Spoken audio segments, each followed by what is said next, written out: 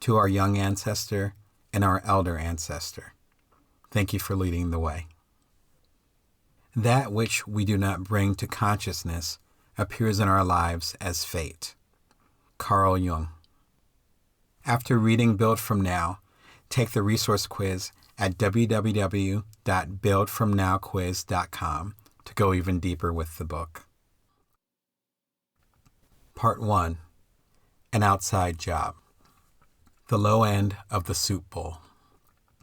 The very serious function of racism is distraction. It keeps you from doing your work. It keeps you explaining over and over again your reason for being. Toni Morrison.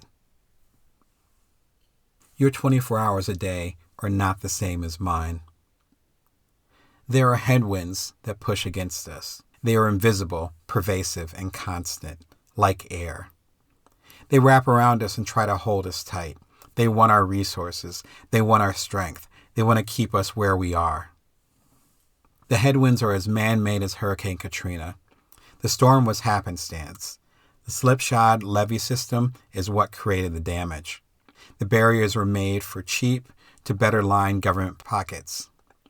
They were considered less consequential because the breach threatened poor minority communities the most.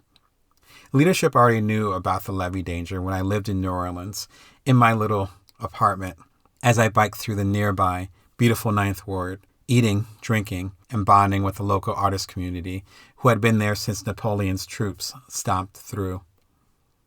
This systematic neglect was a conscious choice.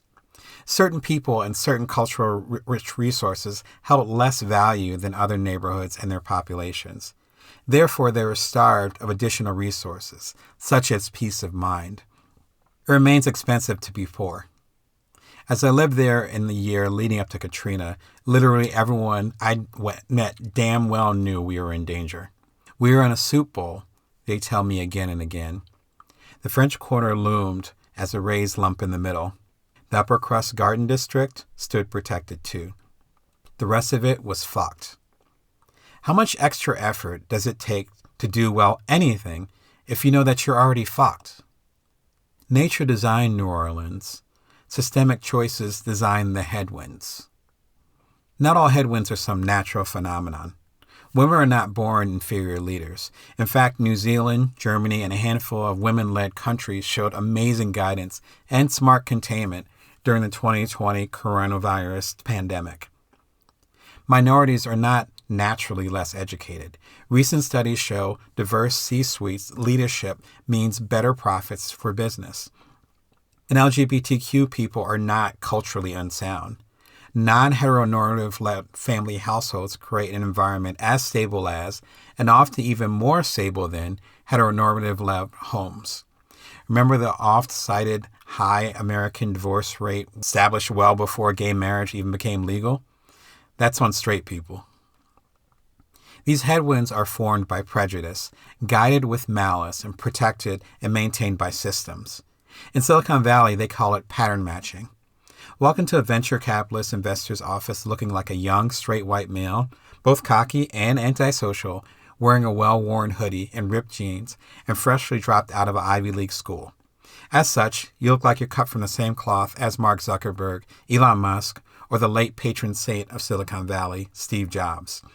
You don't need to keep explaining your reason for being. You don't need to allocate your precious resources on proving why you belong in the room. You can just be the best at what you do and walk into the room. That's enough. I founded my first startup in 2014 in San Diego, shortly after living as a tech journalist and author in Silicon Valley.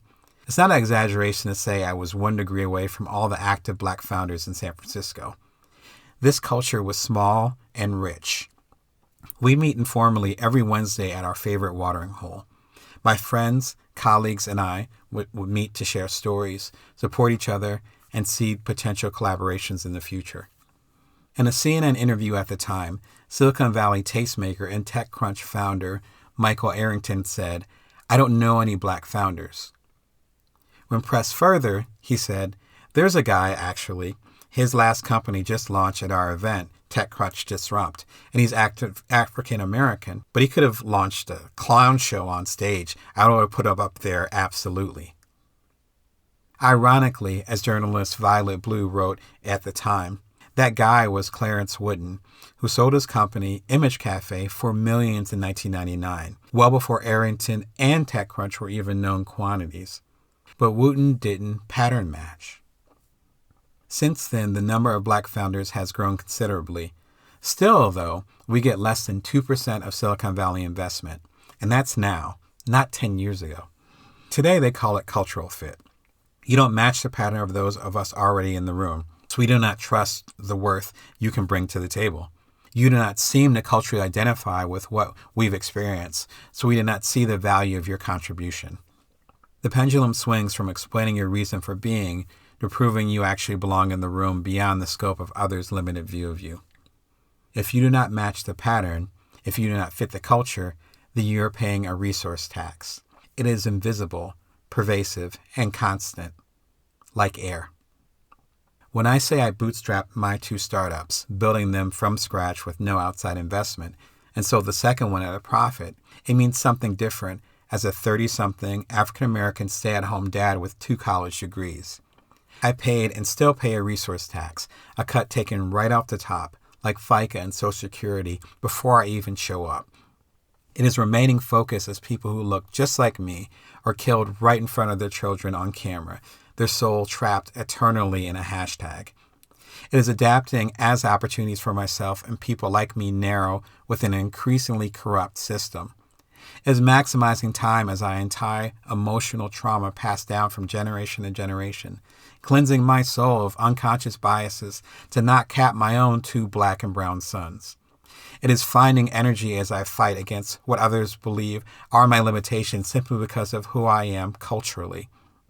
Chances are your 24 hours a day are not the same as mine.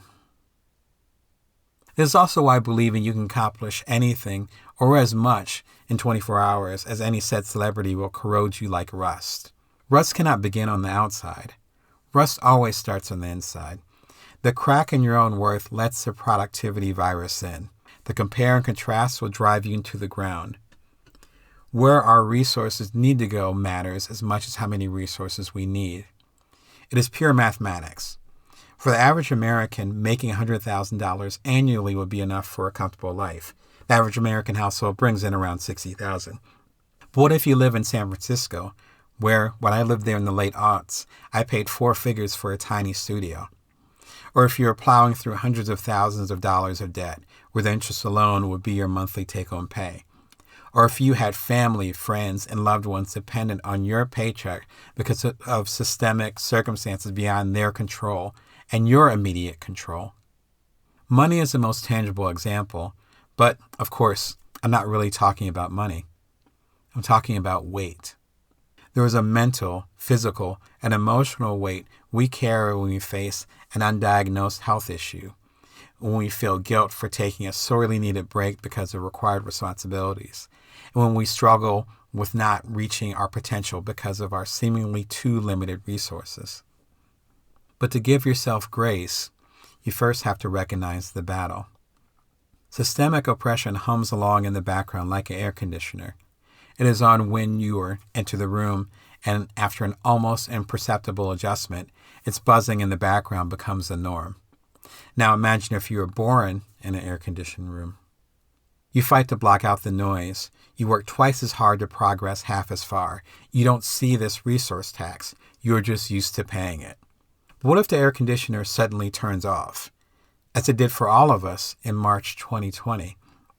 We realize how loud we have been talking just to be heard, how distracting the noise had been to our focus, and how much long-term planning we gave away just to get through the day. As I make my suffering conscious, less is passed on to others, says spiritualist Chani Nicholas.